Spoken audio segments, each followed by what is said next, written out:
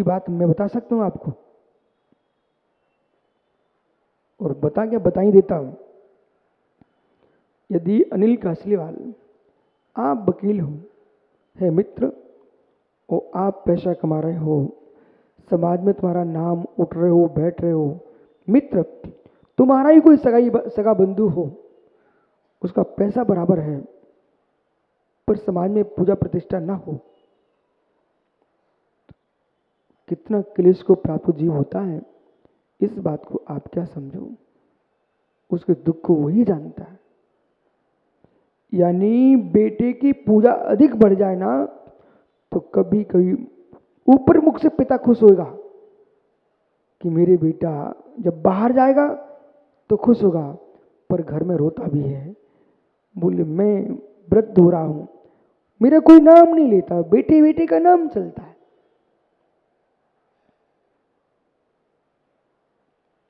ये पीड़ा अंदर की है। ब्रह्मांड की सबसे बड़ी कोई पीड़ा है, आपकी भाषा में क्या बोलते, ईगो, अहंकार। अहंकार, एक भी लाठी सिर पर ना पड़ी हो तब भी अधमरा पड़ा मिलता है, जैसे जब अहंकार टकराता है। इसलिए जो सामान्य जाति के देव हैं, ये देव तो हैं, संपत्ति संपन्न है, सारा वैभव इनके पास है, फिर भी इनके मन में एक भाव जब टकराता ना, सोदर महेंद्र भी देखो और मैं एक सा हूं। अब ईमानदारी से बोलो, आपके बेटे के नाम ज्यादा चलने लग जाए तो आपको भी सोचना पड़ जाता है। आपके बीच के मित्र थे, वे आपसे ऊपर चले जाएं, सोचना पड़ता है, सम्मान भी देना पड़ता है, वो मन में हीन भावना भी आती है। इसी को तो जीतना है, इसी को तो जीतना है, इसी को तो जीतना है। बस हो तो सामान्य 33, इनकी संख्या 33 है, इस लोग 33 कहते हैं। और ये लोग मंत्री पुरोहित की भांति रहते हैं, आमत्य की भांति रहते हैं स्वर्गों में इंद्र के साथ। इनकी 33 संख्या होने से वो 33 कहते हैं। पार्षद, ये पार्षद जाति जो देव हैं, जैसे यहाँ पर मित्रगण हैं, प्रेमीजन हैं, ऐसे इंद्र के साथ रहने वाले हैं, वो पार्षद कहलाते हैं। आत्मरक्ष, अंगरक्षक, यद्यपि सौदर इंद्र को कोई भय नहीं है, डर नहीं है, पर ये वैभव है, ये आत्मरक्ष। आप देख रहे हैं तुम्हारे घरों के द्वारे पर भी, बड़े लोगों के द्वारे पर लोग खड़े रहते हैं, अस्त्रधारी, मात्र बेचारे पहरा दे रहे हैं।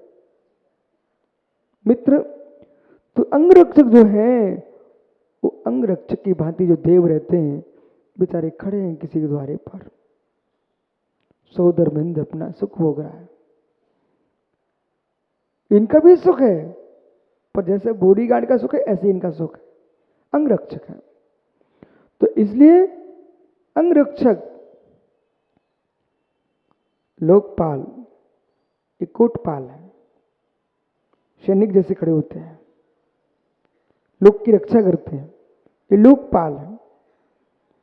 और अनेक इनका काम होता है सेना का। शौद्रेंद्र ने आज्ञा दे दिया, आपको वाहन बन के आना है, आपको पदाती बन के आना है, आपको हाथी घोड़े बन के, खड़े बेचारे वहीं पर।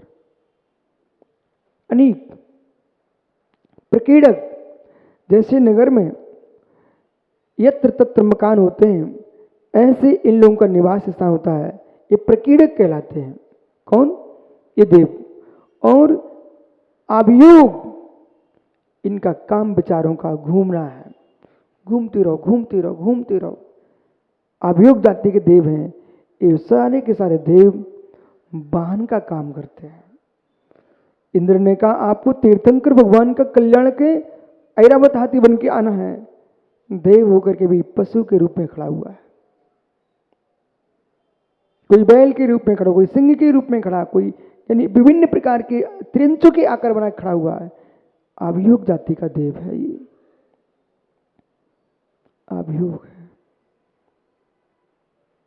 भगवती आराधना ग्रंथ में लिखा है, मनकंड का ग्रंथ में लिखा है, जो साधक साधना के काल में भी गुरु की आज्ञा से दूर चलता है, अभिनयशील है, विनय शून्य है, गुरु ने कोई आज्ञा दी है, बोले मैं ही का अकेला साधु हूं, दूसरे भी तो इनको आज्ञा करो ना। आप सामने से गुरु जा रहे हैं, पीठ मोड़ के जा रहा है, दूर से भाग रहा है, ऐसे लोगों की कुमरण होता है, कुसमांदी होती है, और कुसमांदी करके ये देव दुर्गति को प्राप्त होते हैं।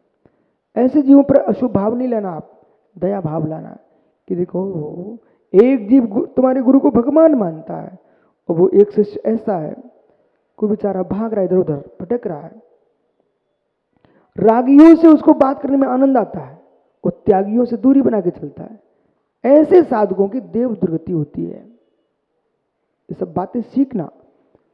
ये श्री मरकंडिका जी ग्रंथ में, भगवती आराधनी ग्रंथ में ऐसी व्याख्या की गई है। और जो साधु 24 घंटे हंसता रहता है, मुस्कुराता रहता है, उसके लिए आगम क्या कह रहा है? हे मित्र, हास्य, कुत्कुच्च, मोखरिय, इस सारी की सारी अवस्था तुम्हारी है, देव दुर्गति का कारण है। सुनो शुभार्थियों, मजाक मजाक में किसी को चोटियां ले दी, खोटे शब्द बोल रहे हो, मजाक कर रहे हो, अच्छे स्थान पर बैठे हो, भद्य परिणाम भी हैं, फिर भी ऐसे परिणाम भी मन में चल रहे हैं, तो बेटा इससे देव दुर्गति होती है। आसुरी वृत्ति है, असुर जाति का देव बनता है। और आगम की भाषा में इसको क्या कहेंगे? देव दुर्गति। नोट कर लेना, देव दुर्गति मतलब देव तो हुआ पर देवों में दुर्गति। कहां सौदर मिंद्र, कहां एक भूत प्रेत चुड़ैल, डाकनी सांकनी, कहां सौदर मिंद्र, कहां सर्वार सिद्धि का देव, लोकांतिक देव। अरे देव बनो तो ऐसे बनो ना।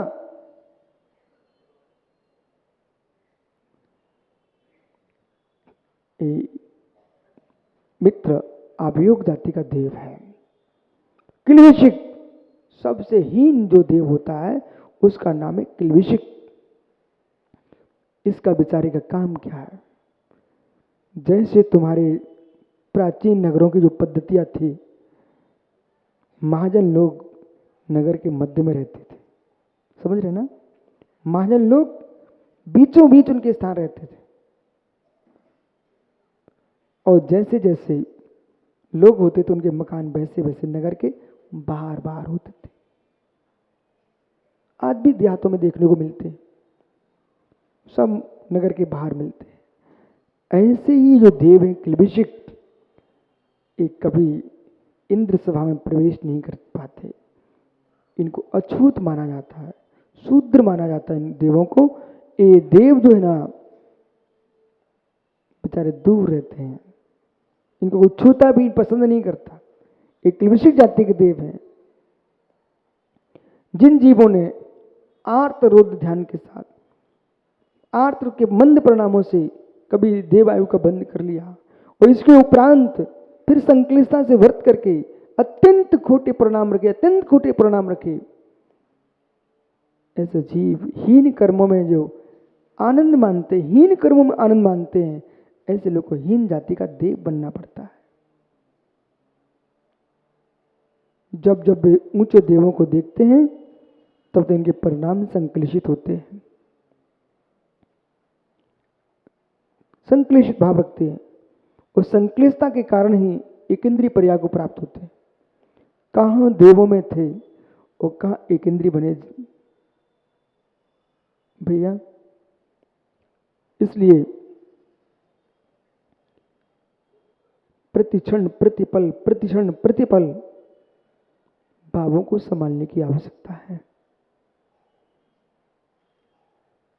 भावों को संभालने की आवश्यकता है। कैसा स्थान जो है वे निर्जला स्थान नहीं है, वे बंद स्थान है, आश्रव स्थान है। इसलिए ऐसे देवों की जो विडंबना है, कभी जिन आज्ञा को भंग नहीं करना जीवन में। दोष तुमसे हो जाए तो गुरु से प्रायश्चित लेना, उसको ढक नहीं करने। जिन आज्ञा को भंग नहीं करना, अरहंत की आज्ञा के विपरीत गमन नहीं करना, और झूठे चमत्कारों में भूल मत जाना। बुट्टू भैया, आगम का वचन है, जो लोग शौक शौक में आजकल एक नया तरीका चला है, हर मंदिर के गेट पर, दरबारों पर लोग झूमने लगे हैं। एक व्यापार चल गया, व्यापार, जहां देखो वहीं झूमने प्रारंभ कर देते हैं। ये व्यापार कैसे चल गया? बोले इनको अमुक देव, इनको अमुक देव, इनको अमुक देव आ रहे हैं। भैया, ये झूठी प्रशंसाएं अभी तुम सुन लो, काम में नहीं आएंगी। आगम का वचन है, जिस व्यक्ति ने स्वप्न भी झूमा और हूं करना शुरू कर दिया कि मेरे ऊपर देव आ रहा है, मित्र अभी देव आए ना आए, लेकिन तुमको व्यंतर बनना नियत हो चुका है, यदि धर्मात्मा हुए तो। इसलिए जो नाटकों में पाठ कर रहे हैं और कह रहे मेरे ऊपर देव आ रहे हैं, अभी तो मैंने कई गांव में जा करके देखा कि हर जगह दरबार लग गए, हर जगह दरबार लग गए, कुछ भी नहीं है, मात्र पैसा कमाने के लिए। देव इतने हीन भी नहीं है कि सामान्य आदमी के सामने दौड़ने लग जाए, जिन्हें कोई साधना नहीं, तपस्या नहीं, एक सामान्य मंत्र देव की सिद्धि के लिए भी ब्रह्मचर्य का पालन करना पड़ता है, और आपको संयम से रहना पड़ता है, एकासन करना पड़ता है, तब मंत्रों की, देवों की सिद्धि होती है। कोई तपस्या नहीं, देव नहीं, तुमको कैसे सिद्ध होंगे? इसलिए जज साहब, कम से कम देश में पढ़े लिखे लोगों को तो इन बातों से विवेक रखना चाहिए। देवों की सत्ता स्वीकार करना, यदि कमलांकुर यहां झूमने लगे, हुंकने लग जाए, तो एक व्यक्ति को सागर में देव आया, वो मालूम कैसा देव आया? ऐसा देव आया कि वहां पर दीक्षा हो रही थी, और दीक्षा में जो दीक्षार्थियों को वस्त्र आभूषण पहनाए जाते हैं, एक बच्चे ने एक मोटी 5-6 तोले की चैन पहनाई दीक्षार्थी को, उसने धीरे से गोल कर दी। अब गोल कर दी, वो आपसी के बच्चों ने पता किया कि हो ना हो, थोड़ा त्यागीवृत्ति आपके रहता था वो आदमी, उसने उठा ली चैन। अब जिसकी चैन थी उसको तो दीक्षा समाप्त हो गई उसकी, तो आए हंगामा प्रारंभ कर दिया, बोली मेरी चैन गई, चैन गई। टीकमगढ़ के बच्चे थे बड़े समझदार, वो 4-5 बच्चे इकट्ठे हुए, और सोनी आए, सोनू, वो 4-5 बच्चे इकट्ठे हुए, उन्होंने बीच में एक को बिठाया और उसने झूमना शुरू किया, और इतनी जोर जोर से चिल्लाया जैसे लोगों जो करते ना नाटक, ऐसे उसने भी नाटक शुरू किए, और कहता देखो मैं भी बता सकता हूं, वो व्यक्ति वहां पर खड़ा हुआ है, यदि अपनी औकात चाहे तो वो कहीं रख के आ जाए, नहीं तो अभी अभी मैं उसको पकड़ता हूं। चोर में कितनी सी ताकत। वो धीरे से मालूम जूतों के अंदर छुपा हुआ था, पंडाल के किनारे रख के आ गया, और उन्हीं लोगों के बीच में आके खड़ा हो गया। कहता भाई अपन खोजे खोजे कहाँ है, तो खोजते खोजते खोजते वहीं पहुंच गया। उसने उठाया वो पंडाल के अंदर त्रिपाल को, वो तो रख के ही आया था ना, धीरे से चैन मिल गई, उसको दीप चले गए।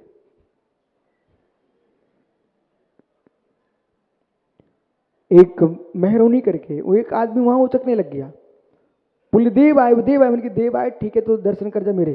कहता महाराज जी को बुलाओ। मैंने कहा महाराज जी नहीं आ रहे। बोले महाराज जी भगवान के दर्शन तो कर सकते हैं।